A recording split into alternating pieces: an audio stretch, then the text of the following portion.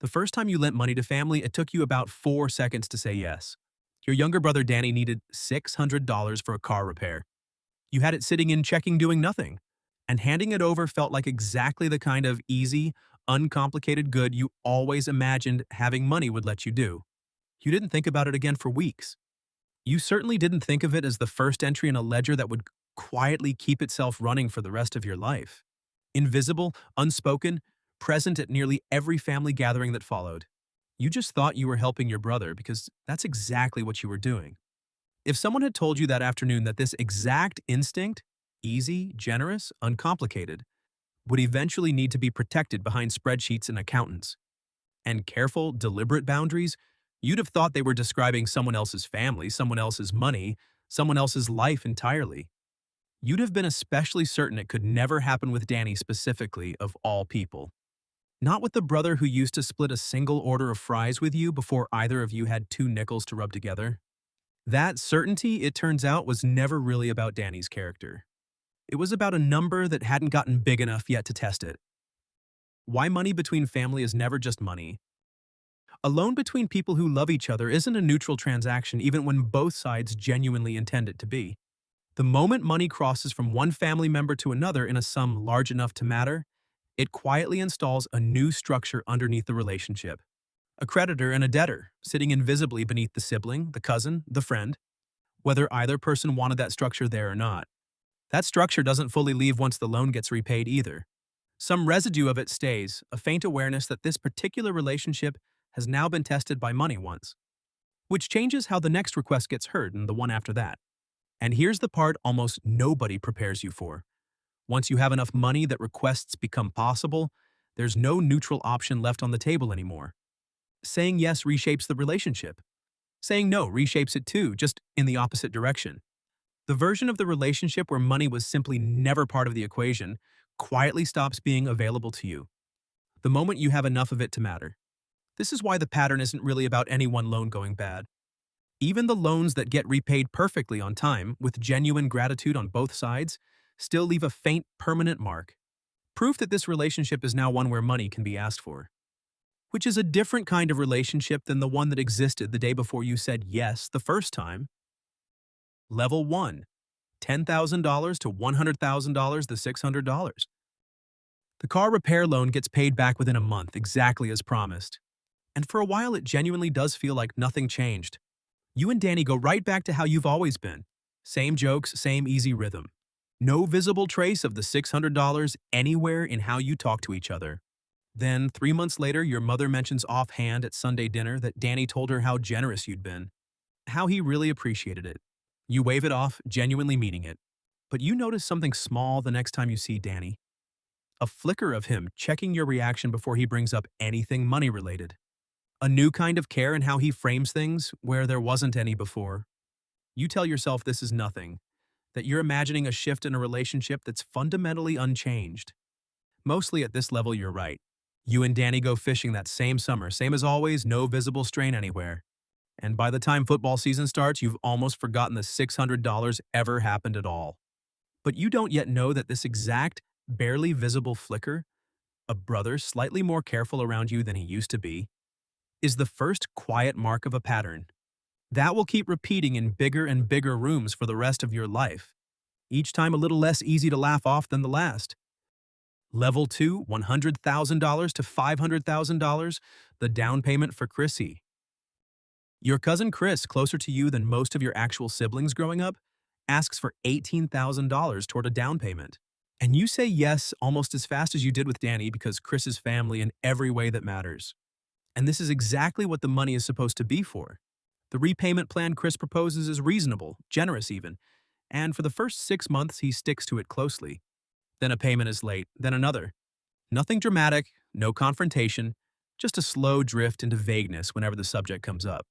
A new awkwardness at family barbecues where Chris used to sit next to you without a second thought, and now sits one seat further away. You never once bring up the money directly, neither does he. But you both know it's there, sitting quietly under every conversation. And you notice, with real discomfort, that you've started measuring Chris slightly differently than you used to. Not as someone you distrust exactly, but as someone this specific kind of trust has already been tested with once, and you're no longer sure how it would hold up a second time. Chris eventually does pay most of it back 2 years later than planned, in a lump sum with an apology that goes on slightly longer than it needs to. You tell him it's fine and mean it, and the friendship survives. Genuinely survives, not just in appearance. But you notice the next time he mentions a new opportunity he's excited about, that some small, involuntary part of you is already running the math before he's finished the sentence. Level 3, $500,000 to $1 million, the business with Paul. Your brother-in-law Paul comes to you with a business plan that sounds solid enough.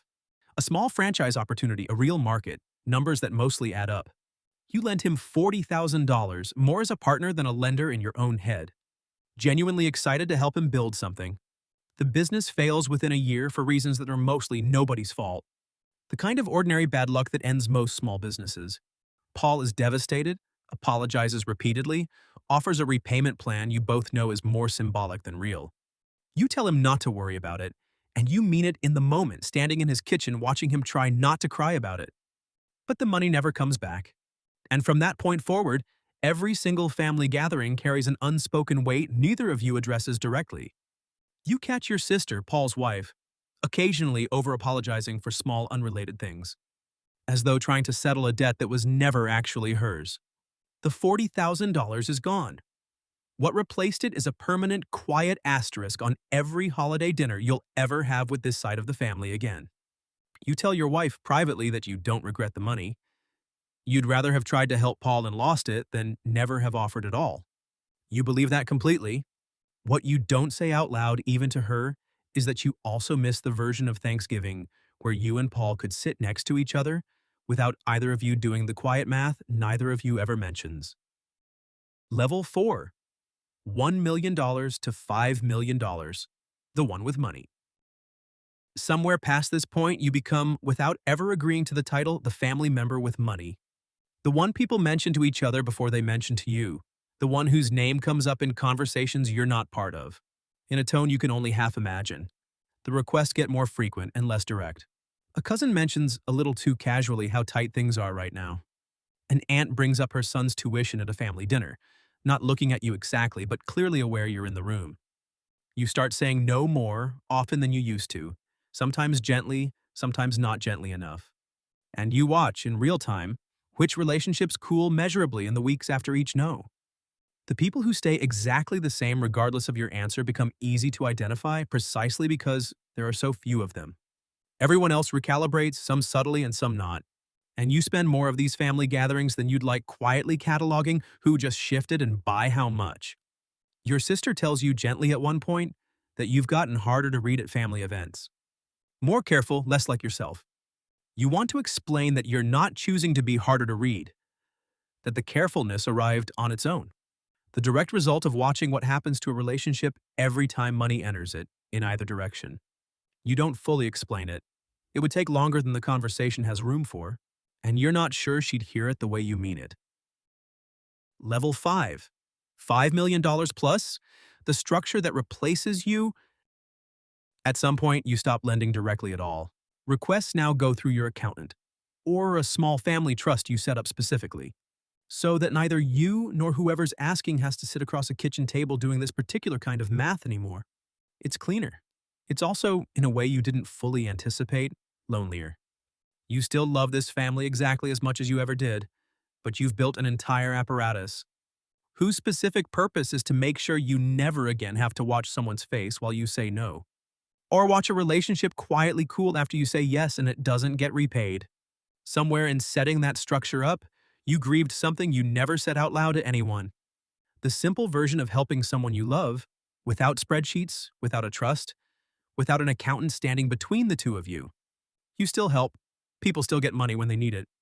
But the specific, easy, 4-second yes you gave Danny for $600 all those years ago is a version of yourself you can't fully access anymore, no matter how much you've built to replace it. Danny, now in his 50s, still brings up that $600 occasionally fondly, the way people bring up an old inside joke. He has no idea it's the thing you actually miss most about who you used to be able to be with the people you love. Not the money itself, but the version of helping that never needed a structure standing between the two of you. What never got said out loud? The erosion in all of this was never really about greed, on your part or theirs. Across every level of this, from a $600 car repair to a formal family trust, the underlying pattern was the same. Money large enough to matter, moving between people who love each other, quietly installs a structure that neither person asked for, and neither can fully undo once it's there. Three things become clear once you've watched this pattern from the inside. First, the damage was never really about the specific dollar amount or whether it got repaid. It was about the creditor-debtor structure itself. Present the instant real money changes hands regardless of intentions on either side. Second, there is no neutral option once you have enough money that requests become possible. Every yes and every no reshapes the relationship in its own direction. The version where money simply never enters the picture stops being available the moment you're visibly capable of helping. Third, and the one that actually changes something, the real fix isn't refusing to help, and it isn't hiding behind formal structures either. It's deciding deliberately and in advance what you're actually willing to give freely as a gift with no ledger attached, rather than discovering the terms in real time under pressure at someone's kitchen table. This isn't a case against helping family, and it was never meant to be one. It's the difference between money given freely with the debt structure removed on purpose and money loaned quietly with a ledger neither person admits to keeping. One preserves a relationship and the other one, slowly, almost always costs you. The version of you who said yes to Danny in 4 seconds wasn't wrong to do it. He just didn't know yet that the 4 seconds were the easy part, and that the real cost of that kind of generosity shows up years later. In 100 small moments you'll rarely trace back to their actual source. None of this means the $600 was a mistake. The lesson was never to stop helping. It was to understand, going forward, that the help and the structure underneath it are two separate things, and only one of them is optional. One question before you go: has money ever changed a relationship you didn't expect it to touch? It's usually not the amount that did the damage. It's usually the structure nobody ever talked about out loud.